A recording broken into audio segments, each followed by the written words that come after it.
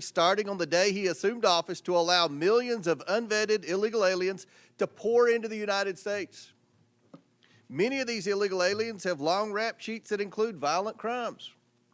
President Trump has an electoral mandate from the American people to deliver on his promises to secure the border and enforce the immigration laws of the United States, and he is delivering on this promise big time. The mayors here today each lead so-called sanctuary cities. And let's be clear, these policies only create sanctuary for criminals. Sanctuary policies violate federal immigration law by protecting criminal aliens at the expense of the American people. Sanctuary cities and states refuse to cooperate with federal immigration enforcement efforts and harbor illegal aliens. They often actively work to stand in the way of President Trump's mission to protect the American people and restore integrity to the American immigration system and the rule of law. Sanctuary cities forbid their officials, including those in law enforcement and public safety roles, from sharing information about illegal aliens in their cities with the federal government or turning over criminals in their custody to ICE. As a result, sanctuary cities release illegal aliens back onto the streets, where they often go on to commit more crimes. In Chicago, for example, an illegal alien who was recently arrested for killing a 63-year-old man had previously been arrested in Chicago for trying to lure a child. ICE lodged a detainer against the criminal alien, but Chicago authorities released him back onto the street because of the city's reckless sanctuary policy. And now an innocent man is dead because of Chicago's refusal to follow the law. These reckless sanctuary policies also force federal immigration officers to go into local communities to apprehend criminal illegal aliens.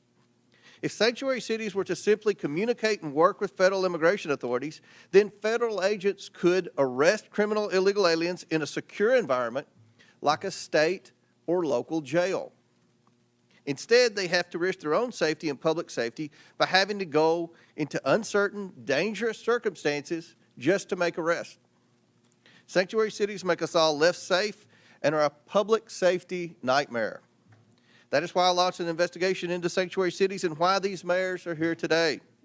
We cannot let pro-criminal, alien policies and obstructionist sanctuary cities continue to endanger American communities and the safety of federal immigration enforcement officers. Today, Mayors Wu, Johnson, Johnston, and Adams will be publicly accountable for their failure to follow the law and protect the American people. President Trump and his administration are taking action against sanctuary cities, and Congress must follow, not by allowing a single penny of federal funding to go to cities and states that prioritize criminal aliens over the American people. I now yield to Ranking Member Conley for his opening statement. Thank you, Mr. Chairman. Every member here today, Democrats and Republicans alike, agrees that violent criminals don't belong in our communities. We all want our cities to...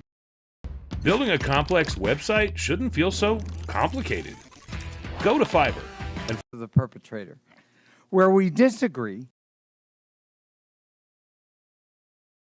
and this administration, from the rule of law itself. In America, we uphold the rule of law, independent from partisan politics, without fear or favor. Betraying those convictions, President Trump's Department of Justice has tried to force the conditional dismissal of very serious charges against one of our witnesses here today, in exchange for that witness's total and complete submission to the radical immigration agenda being propounded by the administration. And the DOJ has done so over the objections of a Republican acting U.S. attorney who President Trump appointed. Rather than enabling a flagrant corrupt and quid pro quo, 7 federal prosecutors, 7, including Republicans, resigned. One of them, a former clerk to Chief Justice John Roberts of the Supreme Court, said that anyone in his position, quote, would know that our laws and traditions do not allow using the prosecutorial power to influence other citizens, much less elected officials, in this way. History is calling on us now to stand up for those laws and traditions. Doing so also demands an affirmation of state and local sovereignty in determining the most effective ways to keep residents safe in compliance with federal law. To deny this sovereignty is an assault on the independence of every American city across the country. Today, Republicans have hauled before us the mayors of 4 major American cities to frame them as lawless because those cities have some limits on how intrusively and aggressively their own officials can conduct federal immigration operations and responsibilities. Let's be clear. The state and local laws that Republicans have issue with today are in full compliance with federal law. They do not obstruct ICE from carrying out its duties, and they are backed by evidence demonstrating that they keep people safe and safer in counties with laws that do not honor extrajudicial civil detainers and had significantly lower levels of violent crime than counties that had them. Mayors, police chiefs, sheriffs, and local leaders have made clear that the way to combat violent crime is allowing local police to do their local job of ensuring public safety in their own communities as they account for it. Commandeering them to spend limited time and resources as federal agents is a non-starter and can contribute to crime and non-cooperation in immigrant communities throughout the country. At this year's Conservative Political Action Conference, border czar Tom Homan said he is, quote, bringing hell to the city of Boston until it complies with his demands. I don't know what that means. Boston is my hometown, and I'm glad to welcome our mayor, Mayor Wu, and her 1-month-old baby here today. But I don't know that Boston welcomes Mr. Homan or anyone else bringing hell to the city. The Republican crusade against local independence doesn't just undermine public safety in our communities. It is blatantly cruel, and I say inhumane and un-American. Kenya Colindres, her husband Wilson Rogelio Velasquez Cruz, and their 3 children came to the United States in 2022 seeking asylum, a legal category of immigration, after escaping violence in Honduras. Wilson was granted a 5-year work permit, allowing him to work at a tire shop and to provide for his family here in the United States. Kenya said that her husband had never been in trouble and was, quote, a man of God. On January 26, the family of 5 was in church when Wilson was lured out by an ICE agent waiting to arrest him. Despite having valid work permits, the Trump administration refused to hear his appeal and is actively deporting him. Wilson was the sole breadwinner for his family.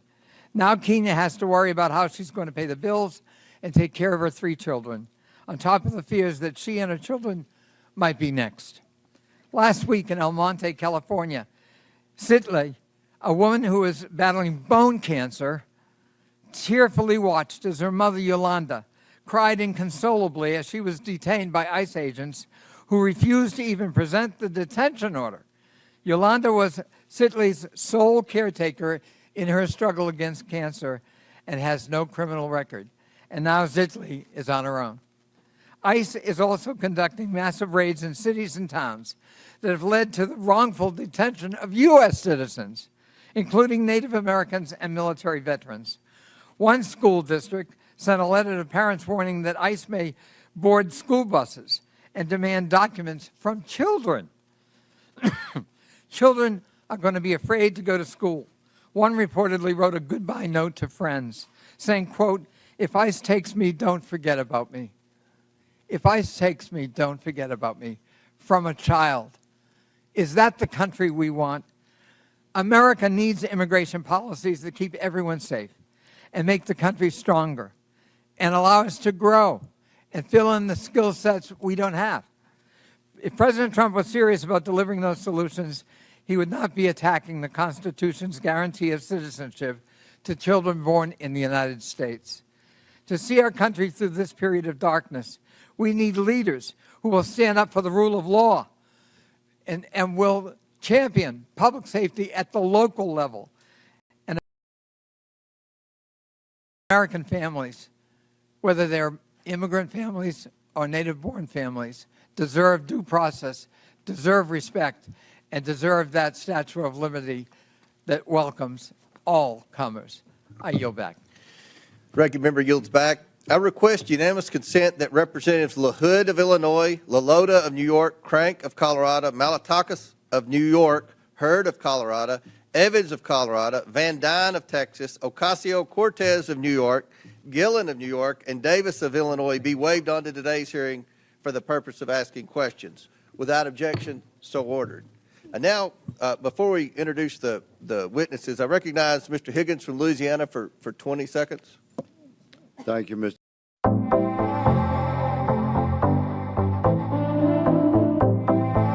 Recognize the presence of the family of Wesley Haynes, a constituent. I'll speak to his case in my time, Mr. Chairman, but his parents, Patrick and Kathy, his wife, Olivia, his little brother, Brady, are present today, and they have a hard exit soon. Their 4-month-old daughter, Anne Marie, is waiting at home for Olivia to care for. And I just respectfully acknowledge their presence, Mr. Chairman and Mr. Ranking Member. We will discuss the details of their case. They tragically lost Wesley Haynes last year. Thank you, Mr. Chairman, for allowing me to recognize this beautiful American family. Thank you, Mr. Higgins. I'm very pleased today to welcome our outstanding witness panel, the mayors of 4 major American cities.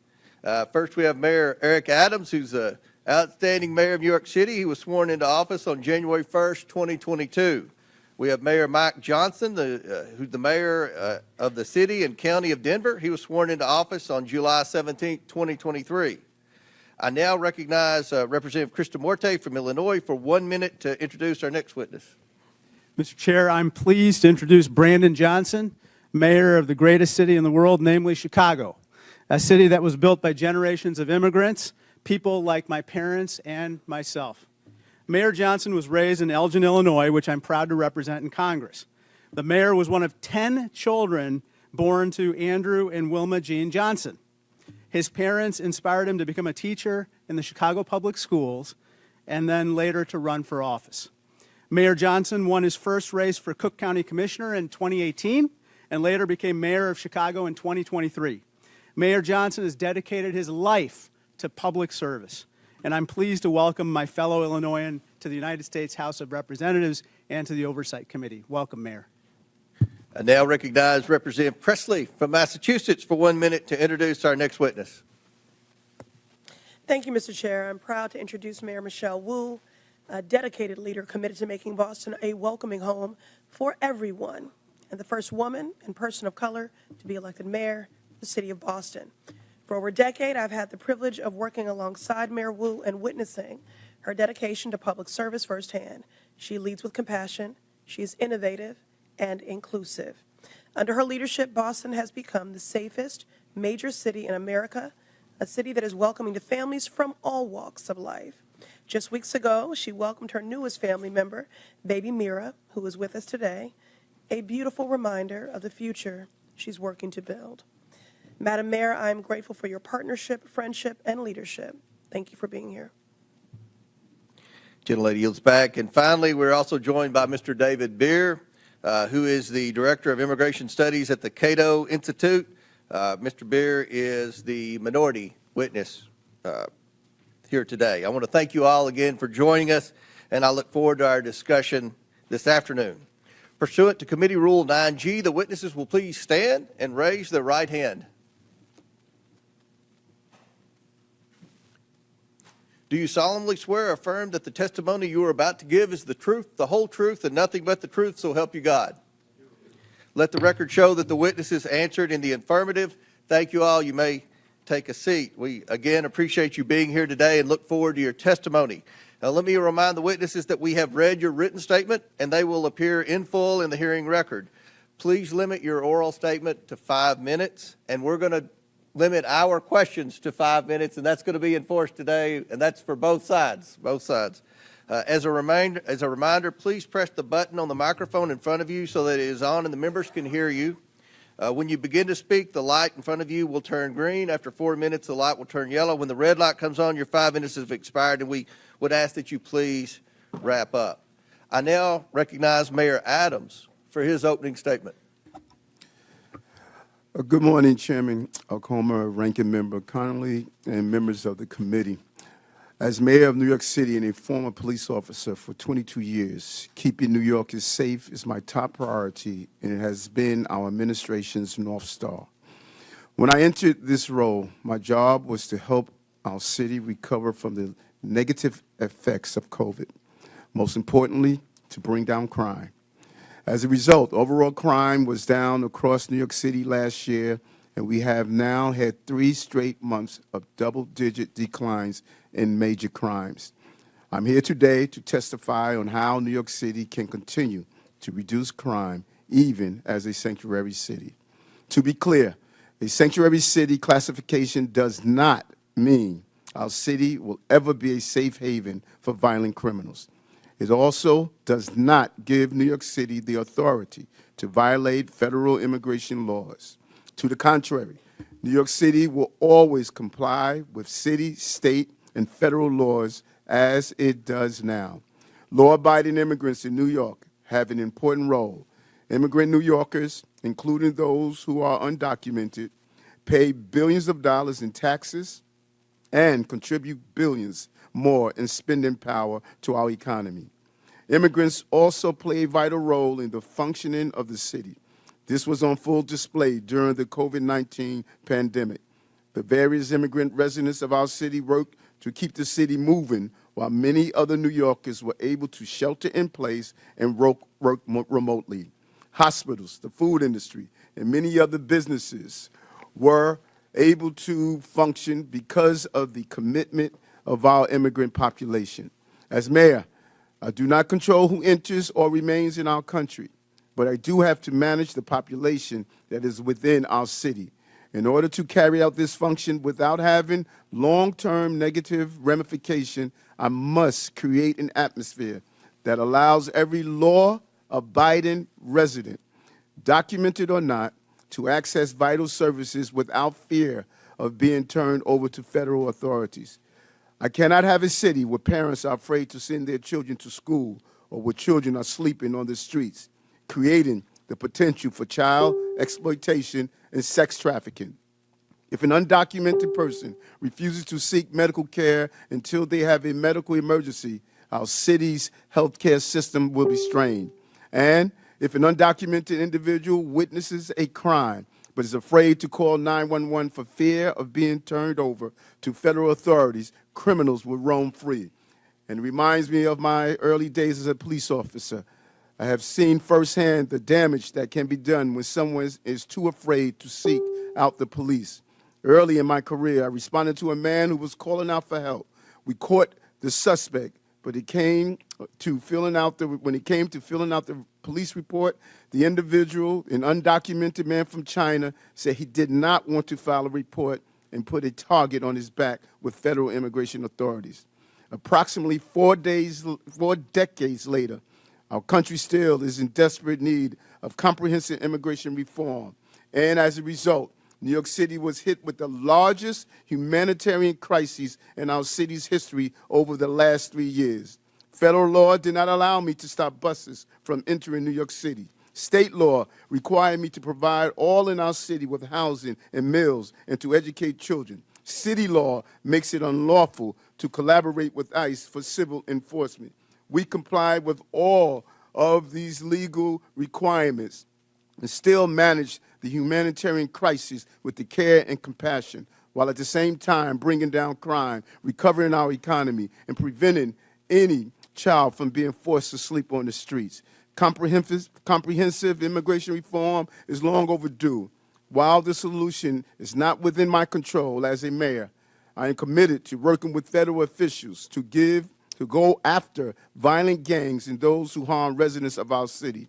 This is why we have over 330 NYPD officers assigned to different federal joint task forces, over 70 of which are assigned to task forces with Homeland Security investigation, the criminal investigation arm of ICE. Those task forces focus on many different important priorities, including going after violent gangs and child exploitation. I look forward to sharing New York City collaborations that we do daily with our city, state, and federal partners to keep New York City to continue to be the safest big city in America. Thank you. Thank you. I now recognize Denver Mayor Johnson for his opening statement. Good morning, Mr. Chairman, and thank you for inviting me to testify today. This committee convened this hearing on the critical topic of immigration. I want to tell you Denver's story. When I became mayor 20 months ago, Denver was already receiving buses of immigrants with little to no notice or coordination. At one point, we were receiving 10 to 11 buses a day, dropping off as many as 300 people, mostly women and children, in 10-degree weather with only sandals and a T-shirt, leaving them in danger of freezing to death on our streets. All told, 42,000 people arrived in Denver over 18 months, the largest per capita influx of any city in America. We are each entitled to our own opinion about what should happen at the border, but that was not the question facing Denver. The question Denver faced was, what will you do with a mom and 2 kids dropped on the streets of our city with no warm clothes, no food, and no place to stay? As mayor, I have to protect the health and safety of everyone in our city. As a man of faith, I have a moral obligation to care for those in need. As Scripture says, for I was hungry, and you gave me something to eat. I was thirsty, you gave me something to drink. I was a stranger, and you invited me in. So that's what we did. In Denver, we believe our problems are solvable, and we are the ones to solve them. So we went to work. When we started, we had the largest encampment in Denver history, with more than 200 migrant families living in freezing temperatures. So we opened 8 different city shelters housing 5,000 people. City employees volunteered to take extra shifts, and Denver residents stepped up, making meals, donating clothes, furniture, school supplies. Some even welcomed families into their own homes. We helped 8,700 eligible individuals apply for work authorization so they could put food on their own table, pay their own rent, and reduce the strain on public resources. As a result, a year later, there is not a single migrant encampment left in the city. We have closed all of our shelters. We have connected people to jobs and housing, and the city's immigrant support budget has dropped by nearly 90%. And in the midst of this, migrants did not bring a wave of crime to Denver. In fact, crime went down. Homicides dropped 17%, shooting victims dropped 24%, auto theft down 29%. America is not just a place, it's a belief. The Bethpage name is changing, but what drives us is not community, prosperity, innovation, and purpose. Same foundations, so many opportunities. Bethpage is now 4-Leaf Federal Credit Union.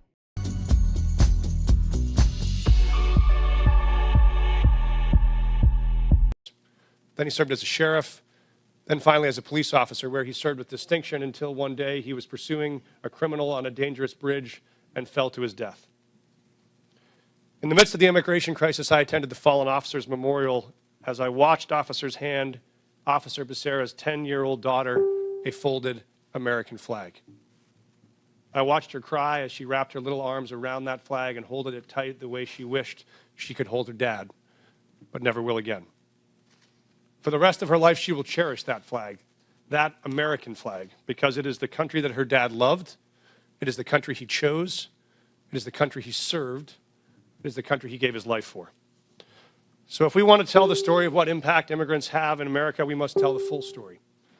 That story must acknowledge that this country is lucky to have people like Julian Becerra, who love this country enough to risk their lives to keep us safe, to keep all of us safe. When buses started showing up filled with migrants, some in my city were afraid, just like I'm sure some of your constituents are afraid. They were afraid about crime and homelessness and worried about what these new people might take away from them. I understand that fear. And the truth is, people who are new to this country do good and bad just like all of us.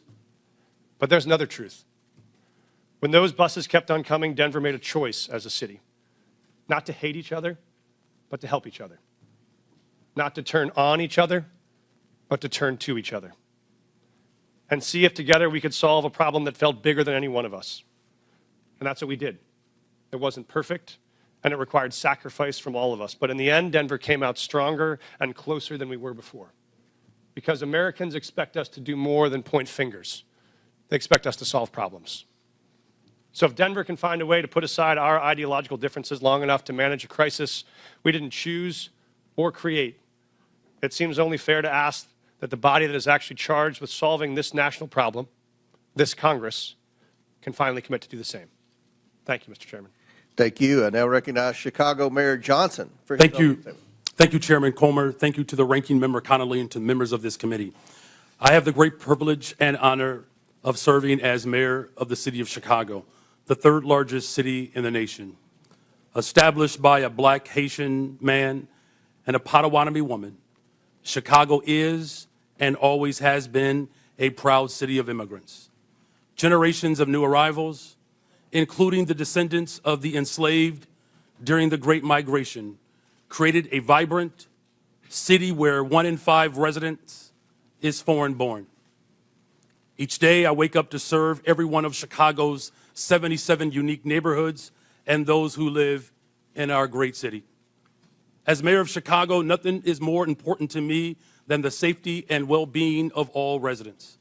And since I was elected, my administration has been laser-focused on creating and implementing public safety initiatives that protect all Chicagoans.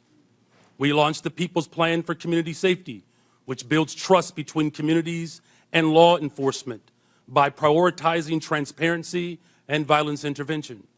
We established a dedicated robbery task force that reduced robberies by 25% citywide. We added over 200 detectives, increasing the clearance rates on our cases. And we've updated police equipment and technology so that our police officers have the tools they need to effectively prevent and fight crime. Our efforts to improve public safety by building trust with and investing in our communities are working. Violent crime is down in Chicago. The city ended 2024 with its lowest homicide rate in 5 years. The city is also safer because of our Welcoming City Ordinance. That law makes sure that the city's police resources are focused on our local priorities. In fact, the 40 years of Chicago's leaders have recognized that our policies toward civil immigration matters help to prevent and solve crimes. Put simply, any actions that amplify fears of deportations make Chicago more dangerous. Those fears cause witnesses and victims to avoid cooperating with police. The cooperation of all people, regardless of their immigration status, is essential to achieving the city's goals, reducing crime and pursuing justice for victims. When there is trust between city's residents and the police, undocumented immigrants come forward to report crimes to local law enforcement and provide information that helps the police solve those crimes. And now, I know there are myths about these laws, but we must not let mischaracterizations and fear-mongering obscure the reality that Chicago's crime rates are trending down. We still have a long way to go, but sensationalizing tragedy in the name of political expediency is not governing, it's grandstanding. Every violent crime is devastating, but scapegoating entire communities is not only misleading, it is unjust and it is beneath us. So let me be clear. Chicago's Welcoming City Ordinance and our other laws and policies do not lead to more crime. They do not prevent cooperation with federal law enforcement on criminal matters. And we do not harbor criminals. We arrest them, often because of laws that allow residents to feel safe helping the police. As mayor, I'm building a Chicago that embodies the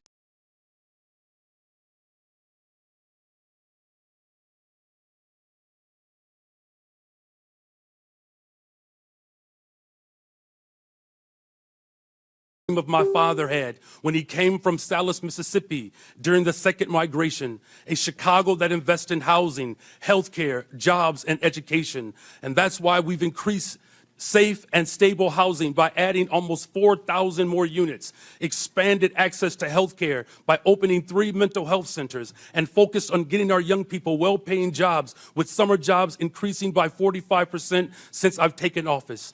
Our local partnerships have built a solid foundation, a better, stronger, and a much safer Chicago. We need this body's support for these efforts. We are ready to partner with you on the measures we know promote trust and create sustainable public safety. And to the people of Chicago and all hardworking people across this great nation, these values are our North Star, the drinking gourd we follow to a better future. We will not live in fear. It is not our portion. We will not go back. I do look forward to answering the questions of this committee. Thank you. Thank you. I now recognize Boston Mayor Wu for her opening statement. Thank you. Chairman Comer, Ranking Member Connolly, and members of the committee, my name is Michelle Wu. I am the daughter of immigrants, and since November of 2021, I have had the honor of serving as mayor of Boston. I'm proud to be here on behalf of our city, the police officers, first responders, city workers, the faith leaders, teachers, parents, and neighbors who partner every day to make Boston the safest major city in the nation. And I'm proud every day to work alongside the greatest police commissioner in the nation, Commissioner Michael Cox. Every year since I took office, we've set a new record low for gun violence in Boston. Last year, Boston saw the fewest homicides on record in the last 70 years. Those are the facts. And behind these record lows are historic highs. The most ever young people working paid summer jobs, the most pre-K seats at no cost to families, the most affordable housing built in a generation. We have invested in the kinds of opportunities that cultivate prosperity and eradicate crime. And the laws on our books promote the kind of community trust that keeps all of us safe. In Boston, our police department resources and taxpayer dollars go towards preventing and solving crimes. And when it comes to criminal matters, the Boston Police partner every day with state and federal law enforcement. But Massachusetts state law and the Boston Trust Act make clear that immigration is federal law enforcement's responsibility. We are the safest major city in the country because our gun laws are the strongest in the nation, because our officers have built relationships over decades, and because all of our residents can trust that when they call 911 in the event of an emergency or to report a crime, help will come. This federal administration's approach is undermining that trust. In the past month, I've met with residents and faith leaders in community centers and places of worship, asking my constituents what they want Congress to know. And what I heard over and over again was fear and frustration. I spoke with pastors whose pews are half empty on Sundays, doctors whose patients are missing appointments, teachers whose students aren't coming to class, neighbors afraid to report crimes in their communities, and victims of violence who won't call the police. This federal administration is making hardworking, tax-paying, God-fearing residents afraid to live their lives. A city that's scared is not a city that's safe. A land ruled by fear is not the land of the free. Next month, Boston will celebrate 250 years of our nation's freedom. And in every one of those years, Boston has welcomed the world to our shores. From the English immigrants fleeing religious persecution, to the Irish forced out by famine, to the families from Haiti, the Dominican Republic, Cabo Verde, Vietnam, and so many more who call Boston home today. We are the safest major city in the nation. We are home to the greatest healthcare, the greatest colleges and universities, the most advanced innovators, and the 2024 world champion Boston Celtics. We are the cradle of democracy and the city of champions. We are all of these things not in spite of our immigrants, but because of them. 1 in 7 signers of the Declaration of Independence were immigrants. On the last 4 Red Sox rosters to win a World Series, 1 in 5 were immigrants. Of all the faculty at Boston University to have earned a Nobel Prize, all but 1 were immigrants. Today, 1 in 4 Boston residents were born somewhere else. Most have jobs, many have kids. All of them chose this country as their home because, like my mom and dad, they believe that here Where you've been doesn't limit where you're going. The strength of your character has nothing to do with the color of your passport. What are we celebrating? I just found the perfect e-com manager on Fiverr. The company's website climbed in search ranking. The team keeps hiring freelancers for a variety of services, giving them even more reasons to celebrate. And Reggie? Well, he reached a generous settlement following his cork-related eye injury. Hire a freelancer today and start your own success story.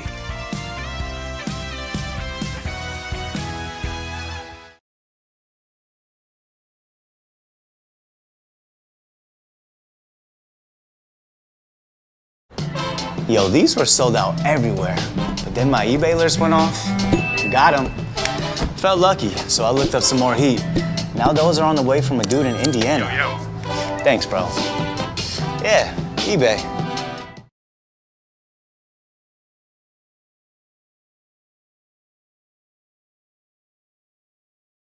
Boston, 这里卡有，这是你的家. This is our city. We are the safest major city in the nation because we are safe for everyone. Thank you. Thank you. I now recognize Mr. Beer for his opening statement. Chairman Comer, Ranking Member Connolly, and distinguished members of the committee, thank you for the opportunity to testify. The Cato Institute's half-century of independent research demonstrates that people of all races, religions, and birthplaces can thrive in a free society. Liberty must be protected, both from over-intrusive government and from private violence. Unfortunately, the president's chaotic, indiscriminate deportation plan does the opposite. It harms public safety, threatens Americans' rights, and undermines the successful integration of America's immigrants into its society and economy. The president's first action was to rescind the requirement that ICE target public safety threats first. He has ordered that millions of vetted immigrants be stripped of lawful status and deported. He is even attempting to deport the U.S.-born children of people without permanent status. This flagrantly unconstitutional act effectively orders a series of crimes, wrongful arrest and imprisonment, civil rights violations, and unlawful deprivation of voting rights. Never before in American history has a president sought the power to strip potentially tens of millions of Americans of their constitutional rights. The president is also explicitly asserting the authority to ignore any law passed by you, Congress, that provides due process for people accused of being in the country illegally. The administration has repeatedly misled you and the public about who it is targeting, stating it would focus on public safety threats, that only the worst of the worst would be sent to Guantanamo Bay, and that every person it had arrested had a criminal record. We now know that most ICE arrests since the inauguration have been of people without a criminal record. Indeed, he is arresting people who entered legally, never violated any law, and sending them to Guantanamo Bay prison. It is no surprise in this lawless environment that many people and many cities simply do not trust the federal government on immigration. That is a problem. But under our Constitution, states determine their policies. Congress cannot force them. It must reestablish trust. Unfortunately, some members of Congress want to force an indiscriminate policy of mass deportation on the entire country with no public safety focus. If Congress wants more cooperation, it should address the concerns of these cities. What Congress should do is reestablish trust. Indiscriminate mass deportation agenda is a far greater threat to public safety than any city policy. A mountain of empirical research shows that reasonable restrictions on ICE cooperation do not increase crime rates, and that immigrants lower crime rates. Immigrants, including illegal immigrants, commit crimes serious enough for them to be incarcerated at half the rate of U.S.-born Americans. Data from Texas shows that illegal immigrants are 36% less likely to commit and be convicted of murder. At least before this current mass deportation effort, immigrants were more likely to report crimes than U.S.-born Americans. Don't jeopardize that. Mass deportation is diverting law enforcement resources away from obtaining justice for victims. Indeed, it even targets the victims. Sabotaging local economies and obliterating communities will not restore public safety. It will make us poor while increasing the crime rate and victimization rate for Americans. There is a better approach. We don't need chaos and disorder of illegal immigration or of mass deportation. Why don't people come legally?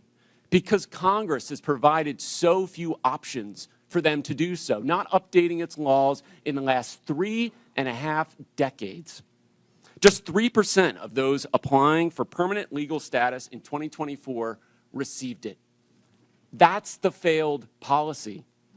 Let peaceful immigrants pay to get vetted, work, and contribute legally, and let law enforcement at all levels focus on keeping Americans safe. Thank you. All right, our witnesses have concluded their opening statements. We're going to begin with questions from members, and I want to remind the members we have 60 members today that are going to ask questions. So I'm going to strictly enforce the 5 minutes.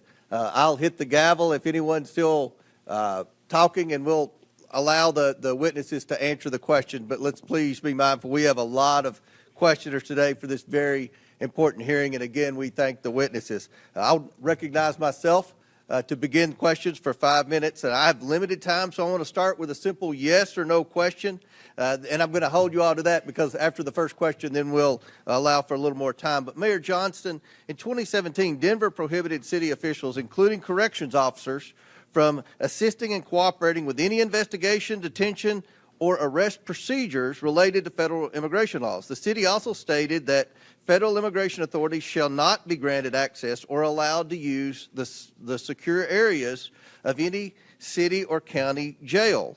Mayor Johnston, is Denver a sanctuary city? A lot of folks use that term. Yes or no? Sorry, Mr. Chairman.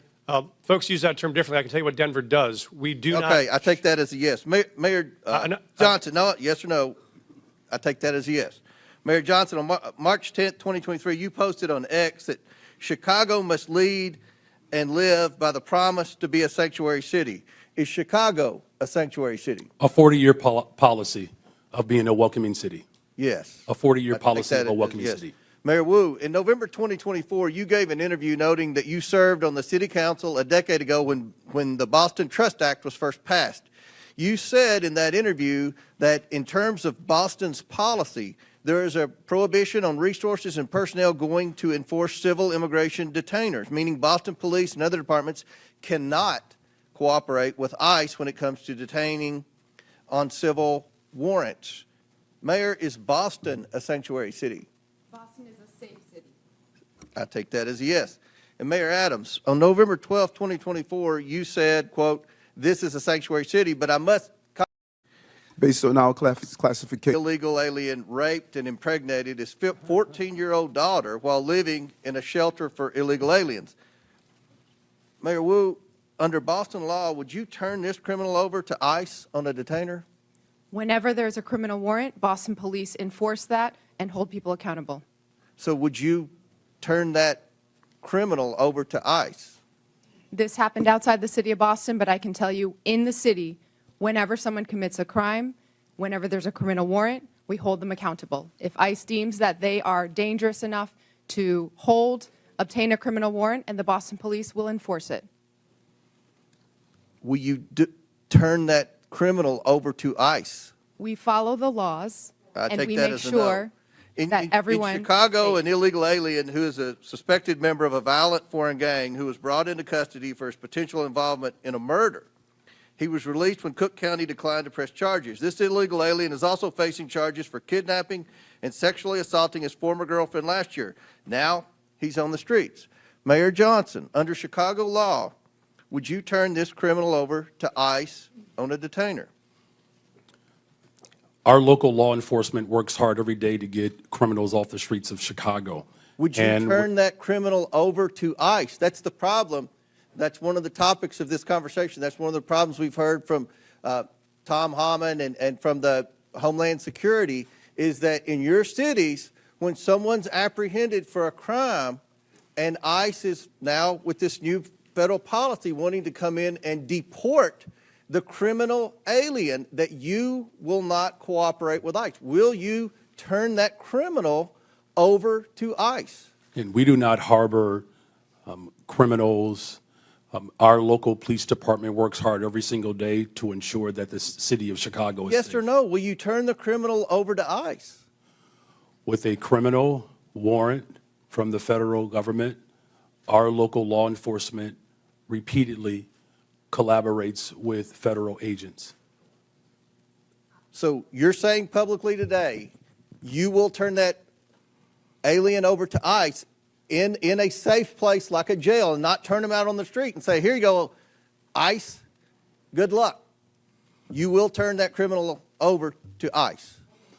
With a criminal warrant, as we have done for 40 years. Should that criminal be turned over to ICE? With a Mayor? criminal warrant, they are subject to the federal laws, and that includes deportation. My time has expired, but again, the point that we've got to iron out today is that we have to have cooperation. It is federal law to turn over those illegal criminals to ICE. And we have heard reports, and many of you have said publicly, that you are going to obstruct that. That is against the law, and we're going to hear more about that today. Now I recognize the ranking member, Conley, for his 5 minutes. Thank you. Mayor Wu, I quoted Tom Homan, the so-called border czar, saying that he wanted to bring hell. He was bringing hell to the city of Boston. What did you understand him to mean by that? Let's talk about Tom Homan. Shame on him for lying about my city, for having the nerve to insult our police commissioner who has overseen the safest Boston. One day I want to ace my serve. One day I want to fill my What she has made to enrich. And for the record, he can do whatever he wants to do, I guess. But the fact of the matter is, you absorbed on a per capita basis the largest immigration a year or two ago, and you indicated that your crime rate actually fell. It didn't increase. Is that correct? That is correct. Crime is down in Denver. We have homicides down 17%. Violent shootings are down 24%. And in Auto theft Boston, down. I'm sorry, I've got limited time. Mayor Wu, same thing in Boston. The Boston crime rate has been falling, correct? We had 24 homicides last year, 24 too many, but that represented a tremendous reduction, one of the biggest drops anywhere in the country. Thank you. So the correlation between immigration and crime is false, as you point out, Mr. Beer. Perhaps you can elaborate that. I find it ironic that you characterized correctly, in my view, President Trump and Tom Homan's approach to immigration as lawless when they're invoking law and order and crime as the rationale for their lawlessness. Could you expand on the lawlessness and the irony of the fact that, as you point out in your testimony, the crime rate among immigrants is half that of the native population? That's right. I have a table in my written testimony that you can look at. Top 20 cities for immigration court filings over the last 4 years. 19 of those cities saw a decline in their homicide rate. If you look at all of the major cities, there is a negative correlation between increasing numbers of immigrants and the homicide rate. So that means more immigrants, lower homicide rates. That holds true across the United States. So I think the correlation that's trying to be made is more immigrants, more illegal immigrants, more chaos, more crime.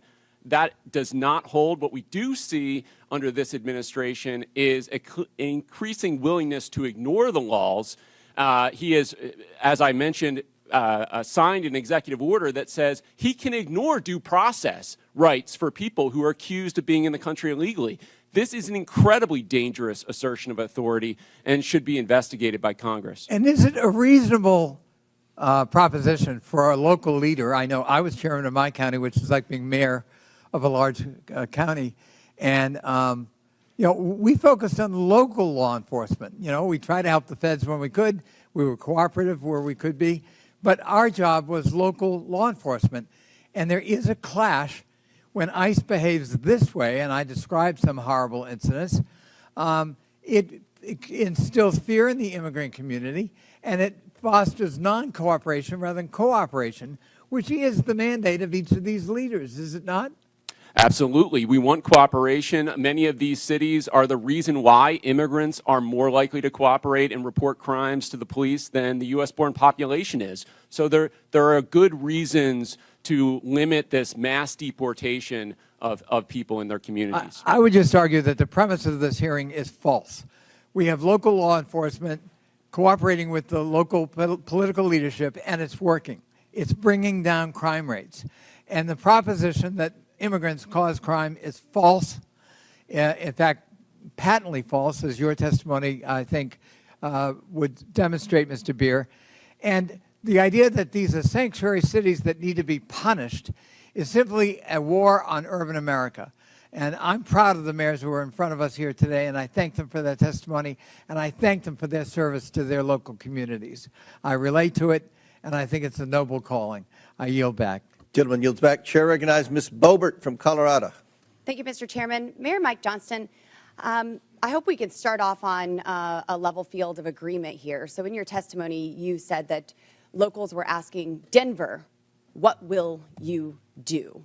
When they saw 10 to 11 buses coming in a day and 42,000 illegal aliens entering their city. Denver, what will you do? And in a Fox 31 interview in January, you blamed state law for not allowing the city of Denver to coordinate with ICE, resulting in Denver being a sanctuary city, saying, quote, the whole state is bound by our state law in this, which is pretty consistent in some of these practices, like everywhere in the state. We don't honor ICE detainers, end quote. I've demanded Governor Jared Polis and the Colorado State Legislature to repeal them. Douglas County has led on a lawsuit to get those laws repealed. So, Mr. Mayor, would you join me today in calling and demanding that these sanctuary policies, these Colorado state laws, be repealed? Thank you, Congresswoman. Yes or no, Mr. Mayor? Pardon? Yes or no? Will you join me? I do not believe the detainer law needs to be changed. I can tell you what Denver does so you now. don't want them to coordinate with ICE, but yet you're blaming the state of Colorado for those policies. It's a statewide law. It's not a Denver law. And you're blaming the state of Colorado for the law, yet you will not call for that law to be repealed. Correct? Yes or no? We do coordinate with ICE presently. I'm happy to tell you what we do on that. So we've honored detainer requests more than 1,226 times over the last What about years. before a warrant? There are many issues before a warrant. So what happens is if ICE sends us a detainer request, You have local law enforcement officers, Mr. Mayor, who are unable to coordinate with ICE to even get the initial warrant. They aren't allowed to tell them that they are illegal aliens. So unfortunately, you won't join me in asking for this law, demanding that this law be repealed. So let's keep going. In 2017, Denver passed an ordinance that ensured any city employee who spoke with federal immigration authorities would be fired, among other policies that have led to local and national media outlets to call Denver a sanctuary city. So now let me ask you, would a city employee be fired for communicating with anyone from the EPA? Right now, Congresswoman, our policy is we don't ask people's status. Would any city employee be fired for communicating and coordinating, talking with an agent from the EPA, a federal employee? Not to my knowledge, Congresswoman. What about Health and Human Services? Would they get fired for talking with someone from Health and Human Services? Not to my knowledge, Congresswoman. So they would only be fired for talking to federal law enforcement officers? No, that's incorrect, Congresswoman. This is an ordinance city employees do, Denver in fact, passed in 2017, Mr. Mayor. Our city employees do, in fact, communicate with ICE. We do coordinate on multiple things with ICE. For instance, if there is a violent criminal warrant in the city, we pursue that we're talking together. Before the warrants, Mr. Mayor. There are issues happening before warrants are issued, and local law enforcement officers are unable to coordinate because there is no warrant. And your ordinance says that a city employee would be fired for communicating with federal law enforcement. So you've been mayor for 600 days. Have you ever called for that ordinance to be repealed? We are not unable to coordinate with ICE right now. We're in communication with ICE right now. Only if there is a warrant, but I'm talking prior to the warrant. We wouldn't have a reason to coordinate. Because you prior don't know to if they're illegal, because you are unable to coordinate until there is a warrant. So that's why this ordinance needs to be repealed. So now the 600 days, there's been no time to ask for this to be repealed. You did have a newcomer's playbook, 25 pages. You had time to put that together. And you had time to agree with the city council to authorize up to $2 million to pay Joe Biden's former lawyer, his law firm, to help cover your ass for Denver's sanctuary city policies for this hearing, correct? Thank you, Congresswoman. We have counsel. Did you authorize support, that spending? We have counsel to support this committee's investigation into any documents you may have. That is a year-long contract for the 13,000 city employees. And your budget you may is request documents from. seriously declining. Denver Magazine reported that Denver has spent $7.5 million on shipping illegal aliens to other destinations. Mayor Adams, did Mayor Johnston ever coordinate with you and tell you that he was shipping illegal aliens to your city? We coordinated in communication around the entire asylum seeker issue in our cities. So I've heard that Denver crime went down. Well, Aurora's crime went up because you were also shipping them to Aurora. And we have documentation that I don't have time to discuss here in this hearing that proves you were shipping illegal aliens to Aurora. Their crime was increasing while you were hiding under laws that you will not demand be repealed, ordinance from your city. And then crime was going up from Tren de Aragua gangs vandalizing apartment owners. Thank you, Mr. Chairman, and I hope that we can get this We have a resolved in 5-minute Colorado. rule, Mr. Chairman. Chair, gentlelady's time's expired. Chair recognizes Ms. Norton from Washington, D.C.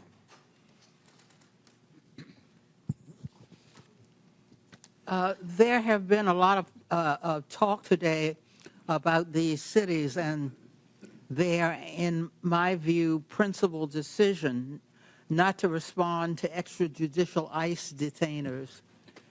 But I would like to back up and talk about these detainers, what these detainers really are. Requests from ICE to unconstitutionally hold someone without due process or probable cause. Enforcing ICE detainers is also expensive, often results in mistakenly holding U.S. citizens and undermines public safety. It diverts resources from protecting the local community to carry out the federal government's job of immigrant enforcement. Mayor Johnston,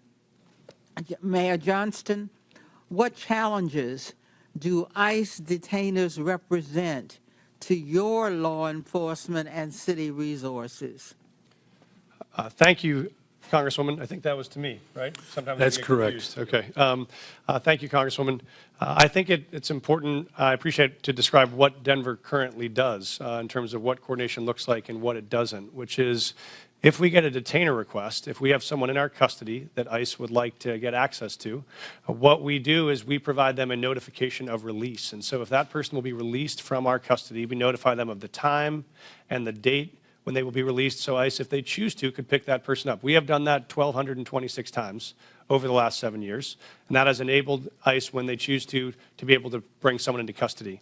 What we do not do is hold someone beyond their release date, because there are multiple courts who have found that to be unconstitutional. If someone is serving a sentence and that sentence expires this Friday, we can't hold them another 7 days without an additional charge. And so that is what state law does, and sheriffs around the state would say it is a strain on local resources to hold them for a civil issue that is not linked to a criminal charge that we have in our city or another jurisdiction. That's why we don't honor those types of detainers. Mayor Johnston, how about for Chicago?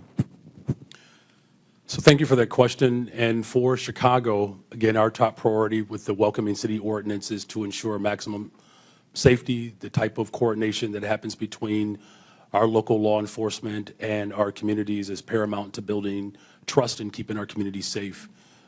The ordinance, as well as the state law, the Illinois Trust Act, which was passed with bipartisan support and signed by the Republican Governor Bruce Rauner, we do not permit our local law enforcement from engaging in any federal matters.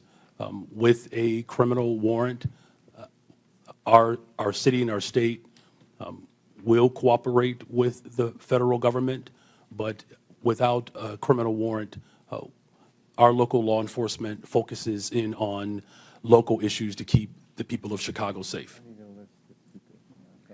Mayor Wu, how would fulfilling ICE detainers detract from public safety in your city? Thank you, Congresswoman, for hosting us, first of all, in your district.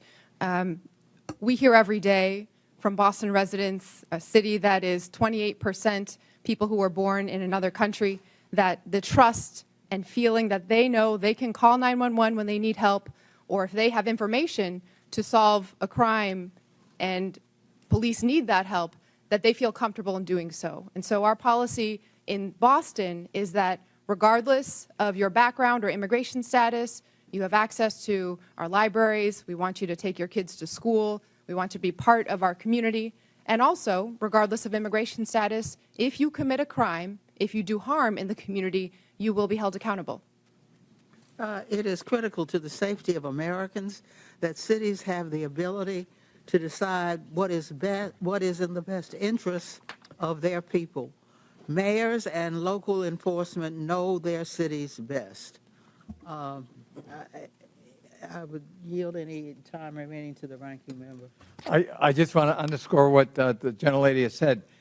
Local government knows best how local enforcement, law enforcement works. And cooperating with ICE is part of that, but they can't be a substitute for ICE doing its own job, which is a federal responsibility. Thank you for yielding. Before I recognize Mr. Jordan, I believe Ms. Boebert has a unanimous consent.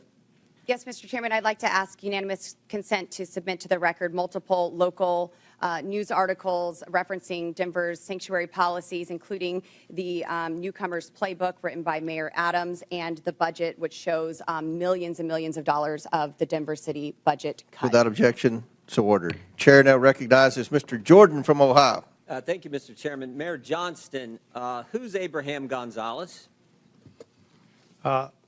Thank you, Congressman. He is a individual that was released from the county jail on Friday in the city and county of Denver. That's all you know about him? I do know that he was facing charges that the Venezuelan gang member arrested by Border Patrol on September 20th, 2023, released into the country by the Biden administration. A few months later, he's arrested in your city, charged with aggravated assault. On March 11th, 2024, he's charged with motor vehicle theft, stole a car, and then on March 20th, 2024, Mr. Gonzalez is charged with felony menacing. 6 days after that last charge, ICE sends you a detainer, which includes an administrative warrant. Basically, it says if you're going to release this bad guy, this gang member who allegedly stole a car, menaced people, and assaulted people, give us a 48-hour heads up. Is that right? Does that refresh your memory? I do know about the detainer request. I do know that we provided a notification of release. What kind of notice did you give ICE when you released him? We gave him notification. I'm not sure how long in advance 1 hour. it was. I do know that. 1 hour. I do know that there was were 1 hour notice, and you released him 5 days ago, right? Why not give him more heads up? Actually, let's put the slide up. Let's see what it says here. Let's put the slide up. This is what the Denver Sheriff's Department, it's kind of hard to see, so I'll read it. It says, Denver Sheriff Department, ICE notification being released to the streets. I simply said, just release him to us. You release him to the streets. Why not release him to ICE? Thank you. What we've done, and we do this regularly, we've done 1,226 of these, is we notify I'm ICE. asking about one. I'm not asking about the other 1,200. I'm asking about Mr. Abraham Gonzalez, who's a gang member from Venezuela, stole a car, assaulted someone. You had him in your custody for how long? I know that we released him. 345 days you had him in custody. And I said, hey, can you give us 48 hours heads up? I don't know. You gave him 1 hour notice. Mr. Congressman, we notified them of release. There were 6 ICE agents present when he was released, so they had enough time to respond and to be present. Respond where? To the jail where we released him from. So we released him we notified them of the release time. When we notify them of release, they come to the jail facility to pick them up. Why They're still didn't you on. say that's not what you said? You said you release them to the streets. Did you release them to the streets? You release them to ICE? What we do, sir, is we release them from our county jail, and we coordinate with ICE on that release time and release date so that ICE can come and pick them up from that location. Pick them up where? In the parking lot? Yes, sir. They're on the facility Guess property. what happened in the parking lot? I know, sir. I've reviewed the video. So I looked at it. I've talked to the sheriff last night. One of the ICE officers got assaulted, didn't he? I've reviewed the video, They had sir. to tase the guy, didn't they? Would you like me to answer, sir? No, I'd like you to answer. Did they tase him?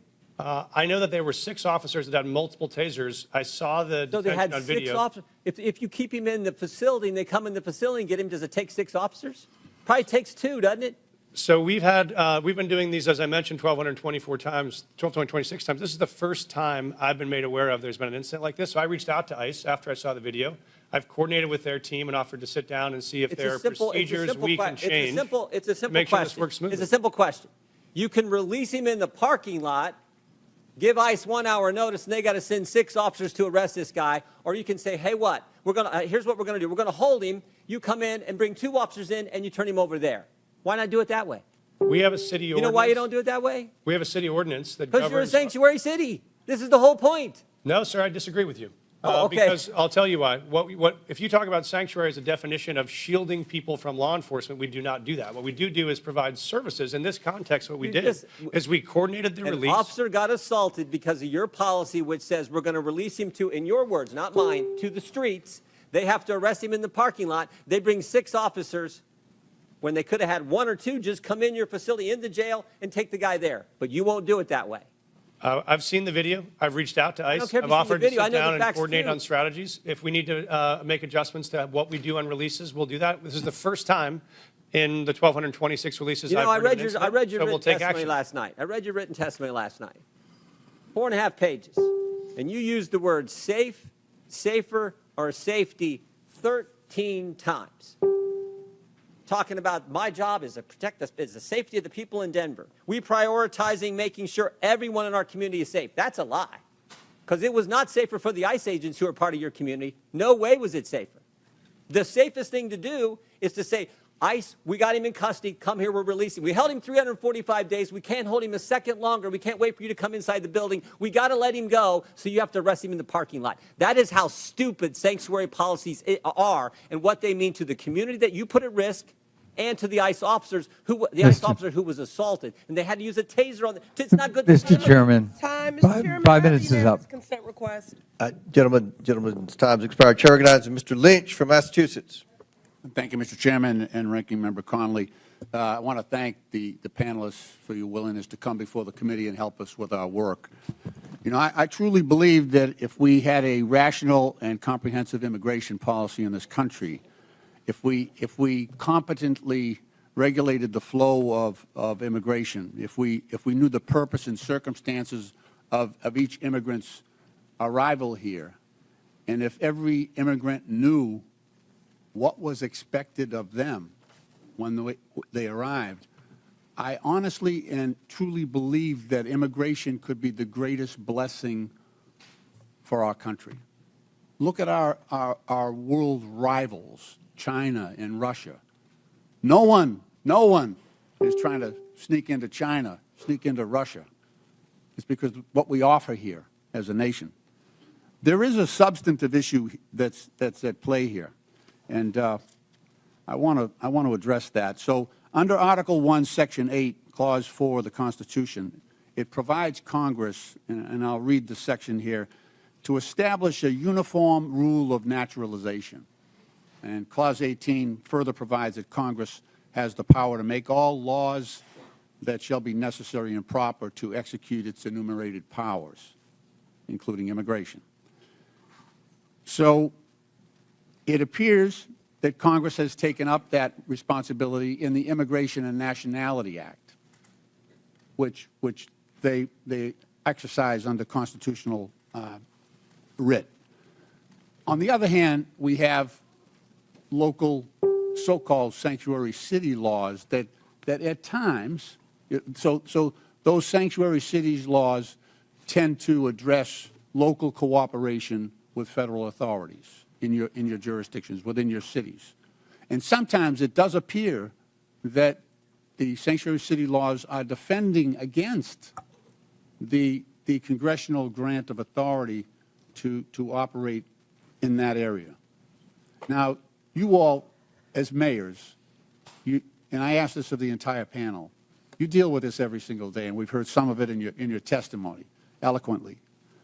How do we, as lawmakers, we're struggling with this right now. There's a tension between that authority of Congress to act under Article 1 of the Constitution, and then your responsibility, nobly taken, to provide a safe environment for the residents and visitors to your cities. How do we reconcile, and I'm asking you for advice. You have a great perspective on this. How do we together reconcile the tension between those two operating systems, grants of power? And I'd welcome any advice you have on that, because that's what we are struggling with up here in terms of trying to come up with a comprehensive immigration policy that addresses all of these concerns. Mayor Johnson? Congressman, I'm happy to start the response. We obviously believe there is a federal system that has federal obligations and state and local obligations. We think, as Mayor Wu said, that our officers are uniquely prepared, trained, and ready to enforce local law and to keep our city safe. We want to focus on that. We do not have the capacity for our law enforcement to be doing federal immigration enforcement, but we want to be partners in making sure we're pulling violent criminals off the street. We do that now. We've done it in the past. We'll keep doing it. And we think the capacity for the federal government to focus on. But what I'm trying to point at is this. So the current president of the United States, Donald Trump, rode into office on this issue. On this issue. He put people in fear. I'm in a state that's 2,400 miles from the border. We're going to spend $1.5 billion on providing services and housing and everything to people who are in our state unlawfully. He got into office on that issue. So the costs to democracy are massive. It is now threatening our democracy because we have mishandled this issue. So we need to get together on this and turn immigration, like I say, into the greatest blessing that this country has, and not something that people are afraid of. That's the challenge. May I, Congressman? Please. This may be the last Oh, my blue. friend. This may be the last blue dress I'm wearing this month. It's going to be green from here on out as we celebrate Irish American heritage back at home. Please pass comprehensive immigration law that is consistent and compassionate. That will make our jobs possible, and we would so appreciate that partnership. I hear you. Thank you. I yield back. Gentleman yields back. Chair recognizes. Chair, I have a unanimous consent request. I didn't. I'm sorry. I have a unanimous consent request. All right. Proceed. Okay, I'd like to seek unanimous consent to enter into the record thousands of DHS agents shift to deportation instead of drugs, weapons, and human trafficking. That is February 2025 USA Today. Without Also, objection, so ordered. Parents pull kids from childcare as immigration fears hit U.S. youngest. Without objection, so ordered. Chair. Finally, an 11-year-old girl in Texas died by suicide after she was bullied about her family's immigration status, her mother says. Without objection, so ordered. Chair recognizes Dr. Gosar from Arizona. Thank you, Mr. Chairman. Mayor Wu, I'll be showing up at your house tomorrow with my bags at 5 o'clock. Leave your doors unlocked, please. What are you making for dinner? Because I expect a warm meal and a balanced diet. Now, I'm going to need a car, and please leave me some cash because I'm going to need to go to my doctor's appointment on Friday. That would be to Mr. Mayor Johnson. Now, I don't want to sleep on the couch, so put me up at a luxury hotel. You're the Mayor Johnson. Obviously, you wouldn't like this because you don't know me, right? You know nothing about me. You might not like that. Sanctuary cities offer this kind of hope, this false hope, to illegal aliens by saying that very thing. Stay with me. We don't tell anybody that you break our laws. Now, Thank you. You've made the United States complicit and one of the largest purveyors of human trafficking in the world. Thank you. You're disgracing the legal immigration system that came here and the immigrants that came here the right way, through Ellis Island at the time, now through going through a process. And I want to talk about that process because I've always been told, and it's never been really challenged, is that good process builds good policy, builds good politics. I think that works really, really good because you can always fall back to the process. If the process isn't good, you always get a good process.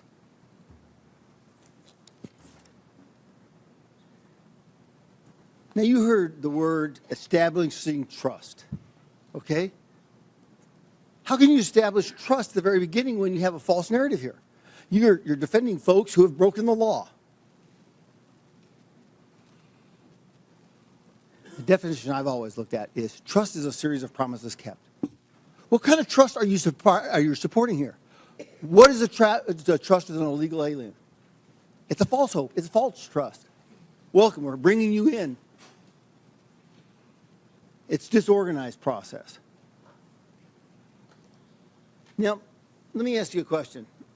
Mayor Adams, did you support SB 1070? I'm sorry? Did you support the Arizona law called SB 1070? I'm not familiar with it, sir. Well, let me explain, okay? Mm-hmm. SB 1070 challenged the federal government on its supremacy clause. Because we, in Arizona, wanted, the government wasn't doing anything, so we thought, we'll do this. We can't allow them to break laws. The Supreme Court ruled that struck it down. Now, it seems contraindicating here that you would have supported SB 1070, right, Mayor Adams? Based on the premise that you or would you violate the supremacy clause in regards to immigration? Would I violate the supremacy clause? This is way over my head. Okay. I felt law. That's you know. okay. Mr. Mayor Johnson, would you have supported SB 1070, allowing Arizona to follow their own laws? Because that's what you're doing right here. Thank you, Congressman. We currently follow all federal law, all state law, and all local law. So we do not have any supremacy clause challenges that we're pursuing or maintaining. Okay. Well, it seems like you are. But, Mr. Johnson, do you agree? The city of Chicago complies with all laws. Okay. Mayor Wu. I'm not familiar with that law because I'm focused on the city of Boston, but we follow all state, city, and federal laws in Boston. What happens when you get in conflict with them? Who do you support? The Constitution, as I understand it, doesn't require cities or police officers or anyone to follow their laws in conflict, follow federal laws in conflict with local laws or state laws. Okay, in the Constitution it says, and it's explicit, that the federal government has jurisdiction and supremacy over all immigration laws, right? I mean, I've heard it a number of times from my colleagues over here. We're the ones who can define that. We're the ones that have it. We just heard we want a comprehensive immigration policy. How can you get a comprehensive immigration policy when you're defining it from the very get-go? You're building it on false premises and false tenets. Respectfully, Congressman, you could pass bipartisan legislation, and that would be comprehensive immigration law. Well, the false narrative is that immigrants in general are criminals, or immigrants in general cause all sorts of danger and harm. That is actually what is undermining safety in our communities. If you wanted to make us safe, pass gun reforms. Stop cutting Medicaid. Stop cutting cancer research. Stop cutting funds for veterans. That is what will make our city safe. Yes, thank you. I yield back. Chair recognizes Mr. Krishnamurti from Illinois. Thank you, Mr. Chair. Mayor Johnson, there's been much talk about Chicago and its enforcement of laws to rid our communities of criminals, so I want to give you a chance to address some of these questions. First, Mayor Johnson, the city of Chicago operates under 4 sets of laws: federal, state, county, and of course, Chicago's own laws, right? That is correct. And most of these laws are not within Chicago's sole power to change. For example, the Illinois Trust Act, a state law, was enacted in 2017 by then Republican Governor Bruce Rauner and dictates interactions between ICE and law enforcement, right? That is correct. And under Chicago's own law, I have a copy of it right here, Chicago is required to help ICE whenever ICE presents a judicial criminal warrant for an arrest, correct? Yes. In fact, Chicago has assisted ICE with criminal warrants in the past, right?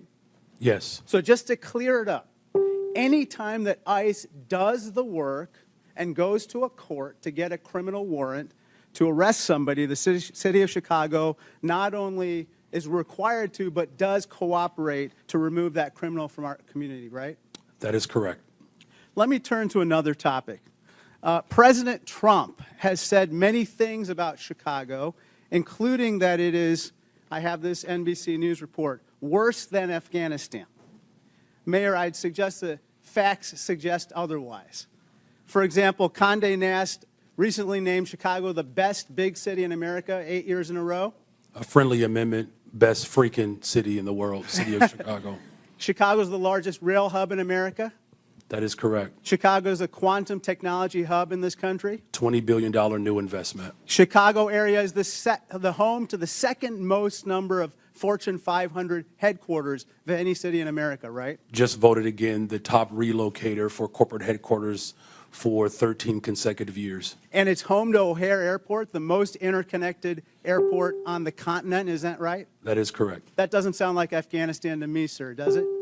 The city of Chicago is a beautiful place. We also have 20% of the world's fresh water right in our front yard. Our restaurants are amazing. In fact, everything that is dope about America comes from Chicago. A Republican named Lincoln was nominated for president in Chicago, and a Democrat named Obama called Chicago home too. It's the city of big shoulders, the heart of the heartland, the home to the world's best pizza. And we're not going to take any slander from Donald Trump or anyone else lying down. Is that right? That is correct. Sir, I want to turn your attention to another topic. Mayor Johnson, you'd agree with me that high grocery prices are among the top concerns for the people of Chicago, right? The economic conditions that are unfortunately that are not being addressed by Washington has caused a great deal of trepidation and anxiety. Mayor Wu, according to USDA, the wholesale cost of a dozen eggs has gone from $6.59 since January 19th when Donald Trump took office to $8.39, a 27% increase, and this has got to anger Bostonians, right? People are doing their very best, trying their hardest, working multiple jobs, and they need support. Mayor Johnston, I suppose that people in Denver are concerned as well, right? Very concerned. This is the most important issue for us, is how we make sure that it's affordable to live in the city. Mayor Adams, the same is true for New Yorkers? Affordability is an issue that's impacting our city, and that's why we're doing the best we can to put $30 billion back in the pockets of working class people. President Trump, if you're watching this hearing, I respectfully ask, when will egg costs be high enough for you to issue one executive order on bird flu? $10 a carton, $15 a carton? It'll soon be cheaper to buy a magazine for an AK-47 than to buy breakfast. This is flat out wrong. Turn to my last topic. Interestingly, last night in a record-long address, the president did not mention the word Medicaid once, which is top of mind for everyone. Mayor Johnson, you don't dispute that 1.6 million people in Cook County are enrolled in Medicaid, right? I do not dispute that. In fact, in most of our safety net hospitals, 70% of the individuals that are being serviced are being serviced through Medicaid. I recently received outreach from Lurie Children's, a preeminent children's hospital located in Chicago. They said, quote, slashing Medicaid will put access to care for all children in our state at risk. You would agree that's unacceptable, right? That is unacceptable. It doesn't matter where you're from. If you're white, black, brown, poor, or rich, massive cuts to Medicaid will devastate our health care system. Thank you, and I yield back. Gentleman yields back. Chair now recognize Mr. Perry from Pennsylvania. Thanks, Mr. Chairman. Mayors, thanks for being here, leaving your cities to come to Washington, D.C. today. By either definition or by claim, each of you, I think, could justifiably say represent what's considered a sanctuary city. If you could describe it, what would you, sanctuary from what? Anybody? Mayor Johnson, you want to start? Mayor Johnston? Thank you, Congressman. I welcome that because I wanted to clarify. We do not shield people from federal law. I just asked We you do not what, provide so sanctuary. you don't consider yourself a sanctuary city? We provide services and supports. Do We you not consider provide yourself a sanctuary city? That's just, We do not under that definition. you don't use the definition, you're not a sanctuary. We call ourselves a welcoming city. We Okay, provide so what's the, support. so what are you welcoming and who are you not welcoming? Well, we're welcoming everybody. Okay. We don't keep folks. So you're welcoming criminals that you don't have any idea what their crime background is, and you're good with that? No, we aggressively pursue. How do you do violent that? criminals No, anywhere. no, how do you vet the people that you welcome in your sanctuary city? Sir, we don't vet folks that arrive from Illinois or California with a background check when they come into the Denver airport any more than someone from another So location. you're welcoming any illegal immigrant or illegal alien to your city without question? Well, folks that make the decision to come to Denver, they arrive, and then we expect But them to you get a call job, them, you pay welcome taxes. them. You welcome them. You call them to your city and say, if you come here, you will be safe from what? Thank you, sir. We don't call anyone to our city. Folks that arrive in our city, we offer same access to services they may need to be successful. And if they break the law, we hold them accountable, we charge them, we prosecute them. What about if they've already broken the law? Well, if they've already broken the law and there is another jurisdiction that has a warrant for that person, they let us know, and we would cooperate to transfer them to that jurisdiction. I think we saw in Mr. Jordan's conversation with you that you really don't do that. Mayor Johnson, how about you? How many, according to my records, you have welcomed 51,648 illegal aliens to your sanctuary city. So I'd ask you, sanctuary from what? If you're referring to the number of individuals that were bused from Governor Abbott without any coordination, the 52,000 individuals that were seeking asylum, those individuals were bused to us. I passed a bus ordinance to work to coordinate with the governor of Texas. He refused to do that. But that transfer of individuals was the result of the governor of Texas, not the result of a welcoming city ordinance. Welcoming city ordinance. So you're not welcoming these people that came here illegally? The individuals that were bused to us from the border. From They were not Governor Abbott. welcome in Chicago? You didn't welcome them? You didn't provide them sanctuary? So the welcoming city ordinance is pretty straightforward. It allows for our local law enforcement to focus on local policies, and that's why we're seeing a decline in violence. So you in the don't city of care Chicago. about federal law enforcement policies, only local policies? We comply with all laws. What I do care about is this body, Washington, passing comprehensive immigration. So let me ask you this. Chicago residents reported 28,443 violent crimes during 2024 alone, cases of aggravated assault rising to the highest level in 2 decades. Now, also, state funds, $160 million, were issued to illegal alien job assistance shelters in Chicago. You're the mayor of Chicago. Do you think that your residents or the residents of your state should be paying for that more than they should be paying for their own needs, their own roads, their own public safety? I mean, who elected you? The people that came illegally, whether they were sent to you or not, or the people that reside in Chicago? Who elected you? And who do you serve? The people of Chicago elected me as the 57th mayor of the city of Chicago, and we serve all the residents of the city of Chicago. Illegal or not, criminal or not. How many of the 662,566 illegal aliens with criminal histories that ICE has reported are now residing in Chicago? Someone will have to get back with you with that number. I don't keep account Do you of. take immigration information from criminals as they're arrested and processed? Do you take immigration information? Our local law enforcement focuses on getting Do you all take- violent do you individuals off the determine streets whether of they're here Chicago. legally, what their immigration status is as a function of your justice system? Time's expired, but please feel free to answer the question, Mayor. The Welcome City Ordinance ensures that our local residents communicate and trust local law enforcement to ensure that criminals and crime is being addressed, So and you that's have why no violent idea how crime many are leaving. has Thank gone you, down Mr. in the Chairman. city I'll of yield. Chicago. Thank you very much, Chair now Congressman. recognizes Mr. Chairman, I have a Mr. unanimous Khanna. consent request. Chair now Mr. recognizes. Chairman, I have a unanimous consent request. I'm sorry, Ms. Presley. I have unanimous consent request. Go ahead. Thank you.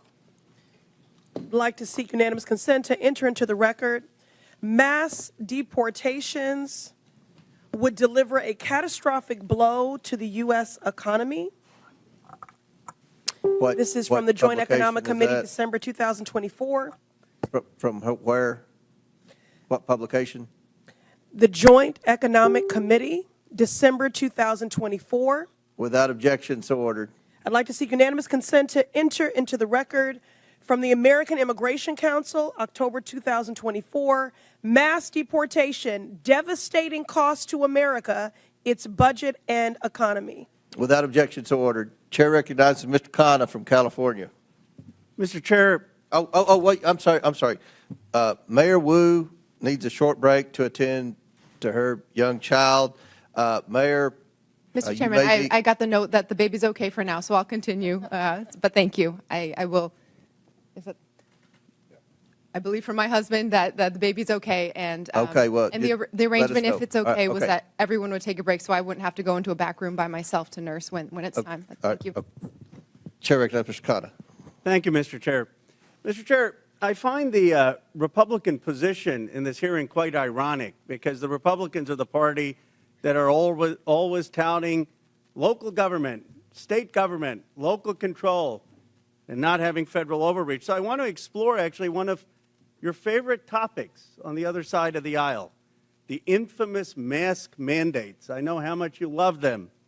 When CDC came out with the mask mandate order of January 29, 2021, they said that we needed to have fines of $1,500 for anyone who didn't wear a mask on a plane or in a public space. And they said that there needed to be referred criminally to the Transportation Authority if they violated it more than once. Now, Governor Abbott said in Executive Order 38, we're not going to enforce, we're not going to have our cities enforce the mask mandate. And Governor DeSantis said the same thing. We're not going to have our local police enforce the mandate. I want to ask Mayor Adams and Mayor Wu, because you had slightly different views on the mask mandate, but Mayor Adams, you were actually praised in New York for saying we are going to take away some of these mask mandates earlier so businesses can open and there can be a revival in New York. Did you ever, in law enforcement, to your knowledge, enforce the CDC mask mandate and ask your law enforcement to fine people who didn't wear a mask $1,500? What we did was looked at the science and looked at how it will impact business, and after issuing warnings in education. But I think it's fair to say, Mayor, right, you never referred anyone to the Transportation Department for prosecution, and you never had local police out there saying we're going to fine people $1,500 with the CDC mandate. The goal was to always ensure that people will carry out the procedure, and we did several education and warning in the process. Mayor Wu, you were a great advocate of masks and looked at the science. Do you know if your city government actually ever used police resources to carry out the CDC or Transportation Department's mask mandate where they were fining $1,500 or referring for criminal prosecution? I am not aware of any incidents of someone in Boston having been fined or prosecuted for any mask-related issues. We certainly prioritize public health and saving lives, and so our role as a city was to provide positive communication, outreach, make sure there were signs and different community organizations that could go and remind people to stay safe and do their best to take care of each other and their families. As much of an advocate as you were for masks, and I was an advocate for masks, would you have been hesitant to order your law enforcement, your local police, to say if someone was violating those mask mandates that we need to cooperate and turn them over to the Transportation Department for prosecution?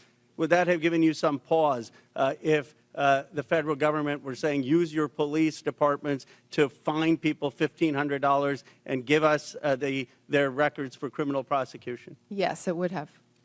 And so I guess I'm trying to understand, you know, if we set this precedent that we want cities to be enforcing every federal mandate, then what happens when there's a new Democratic president that comes and says, we want a mask mandate that the Republicans may not want? And when there are conservatives like Governor DeSantis or Governor Abbott saying we don't want our cities to enforce that.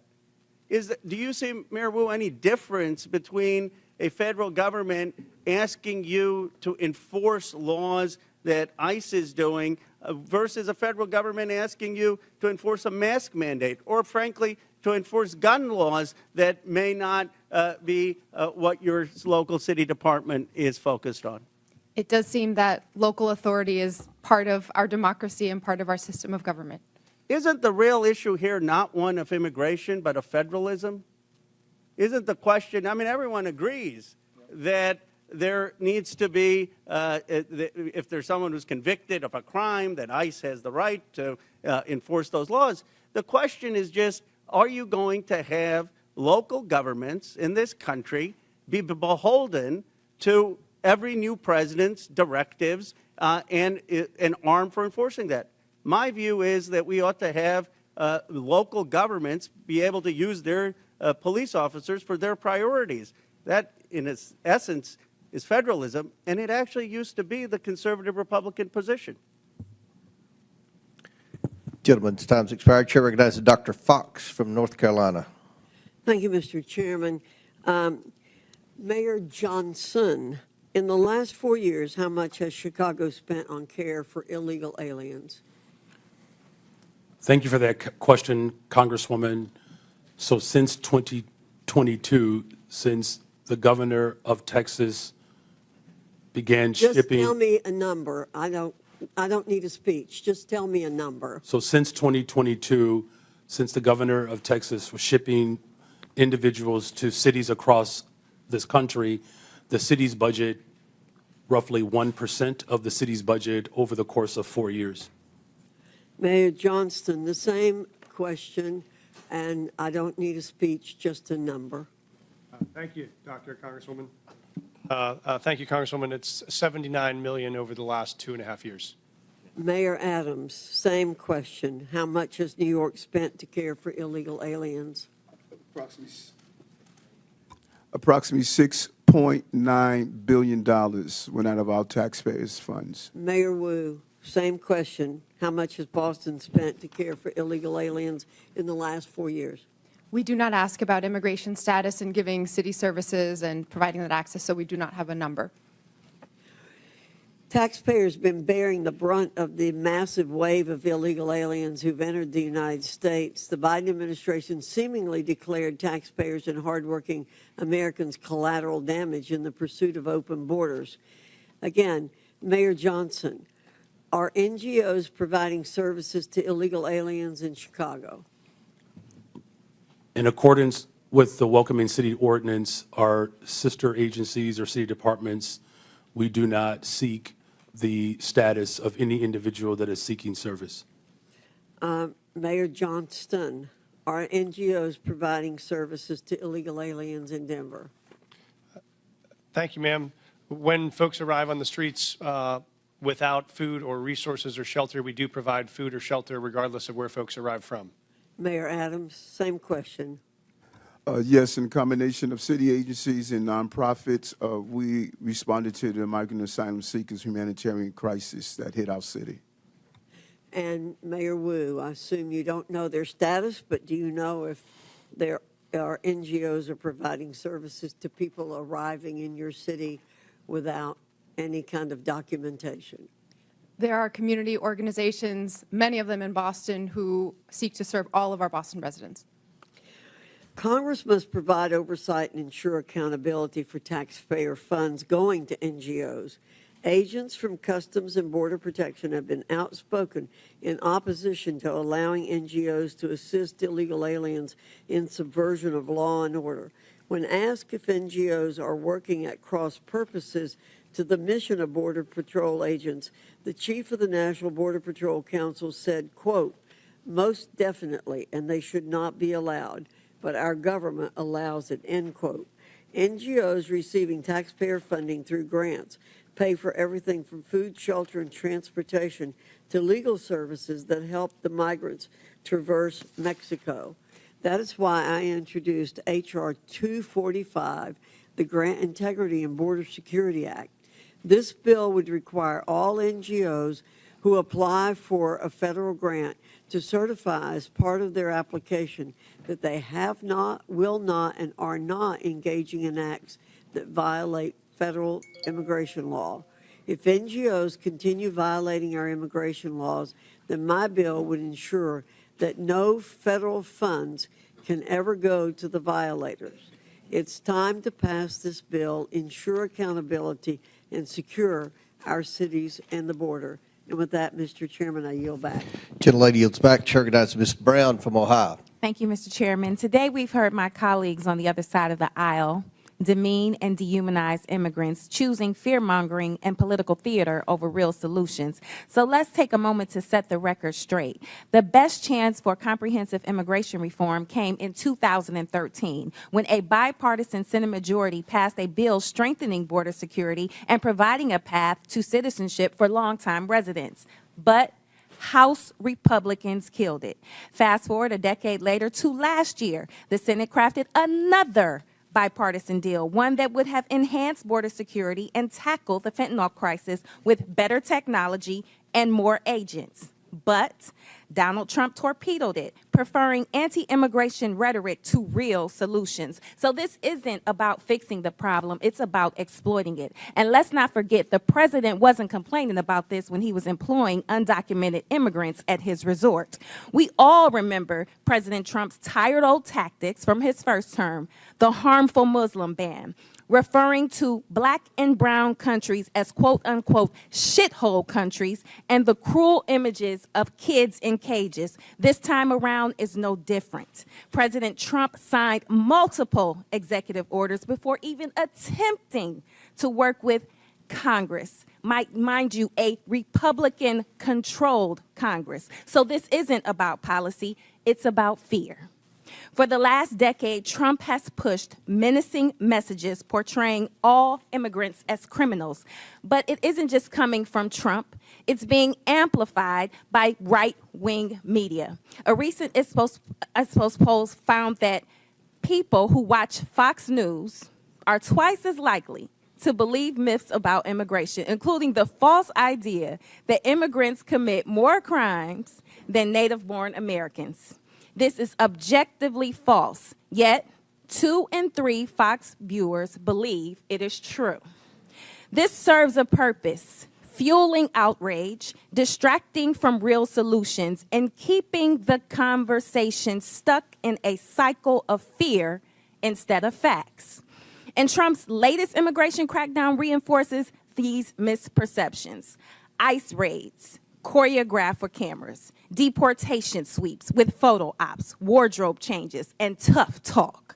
The cruel performative videos of immigrants in shackles. $200 million in taxpayer money to air pro-Trump propaganda ads. Talk about waste, fraud, and abuse. All spectacle, no substance, all performance, no plan. On the campaign trail, J.D. Vance and Donald Trump promoted vile and xenophobic lies about Haitian immigrants in my state of Ohio. And now the Trump administration has moved to strip protections from 500,000 Haitians. These are people who have lived, worked, and contributed to this country for years. And they came here the right way, the legal way. But instead of recognizing their contributions, we are forcing them back to a country plagued by violence, instability, and humanitarian crisis. All so Trump can claim 500,000 more deportations. The cruelty isn't just the point, It's their pleasure.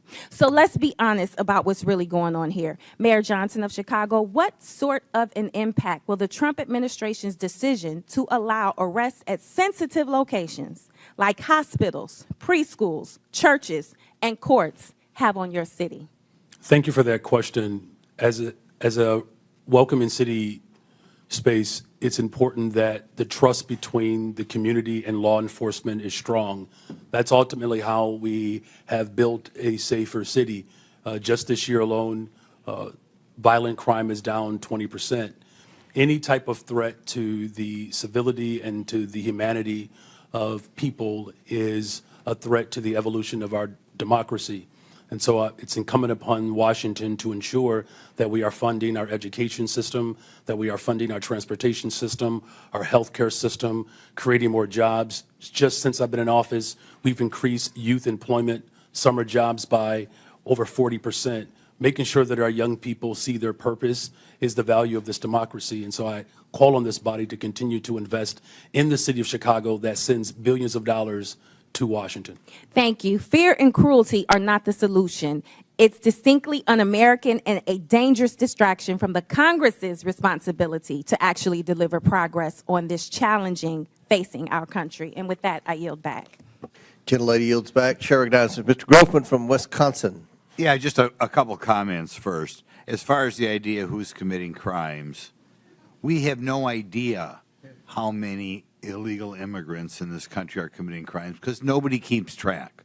Okay, if I go to a prison or a jail in Wisconsin with, I don't know, 1,500 inmates, and I ask how many of these people are here illegally or how many are citizens of another country, nobody will know the answer to that question. So that's why we don't have hard facts on how many crimes people committed. The other thing I like to point out is every year in this country about 850,000 new people from other countries are sworn in as American citizens.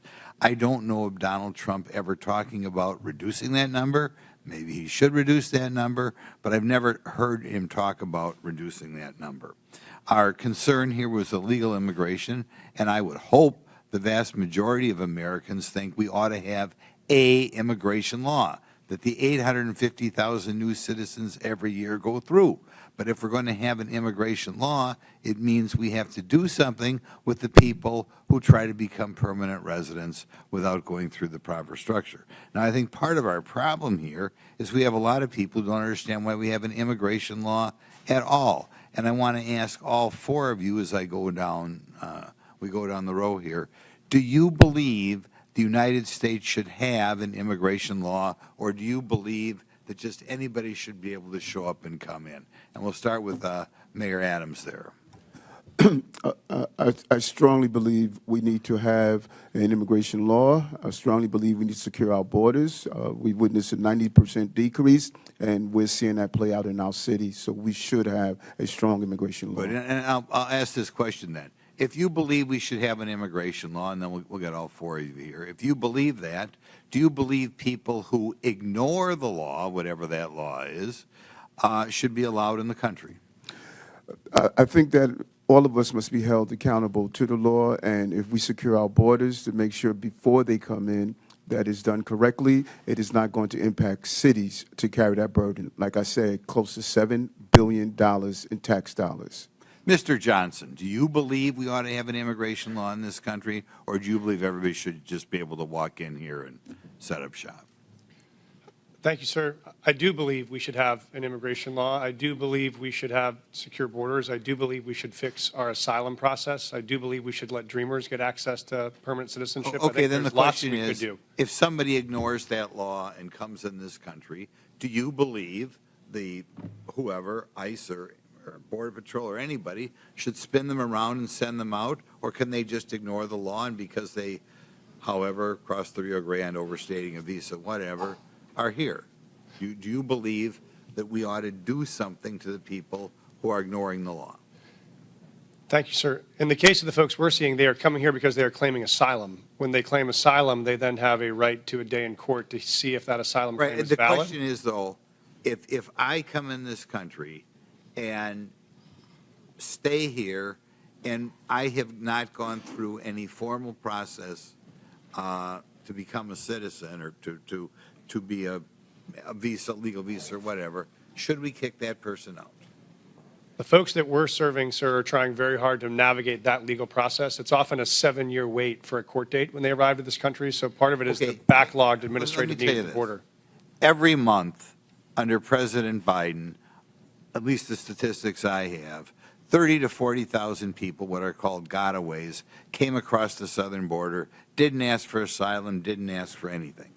Do you believe that people who just come across that way should be escorted out of the country, or do you believe just because they ran between the designated checkpoints that they, as the result, get to stay here forever? Again, sir, we're serving folks who are seeking asylum or have status, Well, of course, like temporary protective you status. wouldn't even know that. Or CBP-1. Okay, next, Mayor Johnson, buddy from Chicago, what do you think? Should we have an immigration law in this country, or should anybody who comes here just be able to stay here?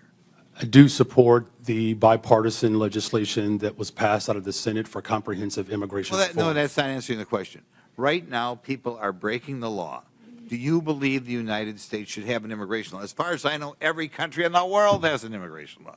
Maybe there's one outlier or something. Do you, and we have laws in the United States.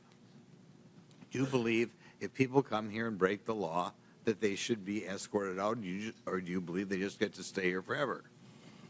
Our immigration system is broken. We have not had comprehensive immigration reform since 1986. May I answer fully? Yeah, his time's expired, but Okay. feel free to answer.